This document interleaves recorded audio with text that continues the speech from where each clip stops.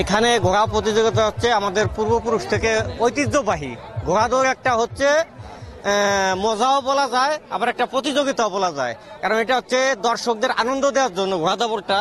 আর ঘোড়া দৌড় আমাদের এখানে হচ্ছে গোপালগঞ্জের মধ্যে লাটেঙ্গায় হয়, তেঁতুলবাড়ি হয়, তারপরে শেওড়াবাড়ি হয়, কৃষ্ণপুর হয়, এখানে অনেক জায়গায় ঘোড়া দৌড় হয়। আর আজকের দাবর হচ্ছে মাঝকান্দি, শাহপুর ইউনিয়ন মাঝকান্দি দাবর হচ্ছে। আর এই ঘোড়াটা হচ্ছে নতুন, 8 মাস বয়স বাচ্চা, এর হচ্ছে শিখানোর জন্য প্রতিযোগিতা আনা হচ্ছে। 100% কপার কন্ডেন্সারে তৈরি ভিশন ফ্রিজ, তাই গুণে মানে অটুট থাকে বছরের পর বছর।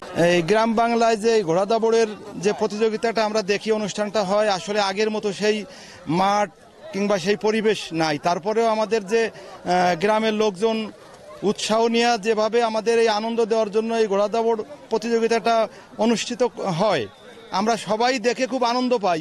এর ভিতরে কোনো ভেজাল নাই, যেমন কিছু কিছু খেলা আছে তার ভিতরে ম্যাজিক থাকে, হ্যান ত্যান অনেক কিছু থাকে। আর এই জায়গা তো সরাসরি প্রাকৃতিক যে আনন্দটা, আমরা সেই আনন্দটাই উপভোগ করতে পারি এখানে এসে। এটা আসলে আমাদের একটা ঐতিহ্য, আমাদের পুরনো ঐতিহ্য ছিল। আমার ঠাকুরদাদার ঘোড়া ছিল, এখন আমার বাবার আছে, এখন এরপরে আমার থাকবে। আমাদের ঐতিহ্যটা আমি ধরে রাখার চেষ্টা করব। প্রতিযোগিতায় অংশ নেয় এটা হচ্ছে একটা মনের উৎফুল্লতা, এটা বলে প্রকাশ করা যাবে না। ঘোড়া একটা এখন বর্তমানে একটা ঘোড়া পালতে কিন্তু খাবারের যে দাম, আমাদের কিন্তু ঘোড়া পালে লাভের জন্য আসে না, এটা হচ্ছে আমাদের একটা আনন্দের বিষয়, এটা ঐতিহ্যের বিষয়। ঐতিহ্য ধরে রাখার জন্য আমরা ঘোড়া লালন পালন করি। আমার এই ঘোড়া পালে আছে এই যে আজকে 1 বছর। আমি এই সিজনে সর্বপ্রথম ফার্স্ট ধাওয়াচ্ছি, এইবার 12-13টা মেলা করছি। আমার ঘোড়ার একটু সমস্যার কারণে একটু প্রবলেম হচ্ছে, এটা তো আপনারা দেখতেই পাচ্ছেন। আমাদের ঐতিহ্য বা আমাদের কোনো কিছু ধরে রাখতে গেলে আমাদের এই মনের ব্যাপার, এই মনের শান্তি বা মনের প্রশান্তি বজায় রাখতে গেলে আমাদের এই মানবিক কাজে সবার এগিয়ে আসা উচিত।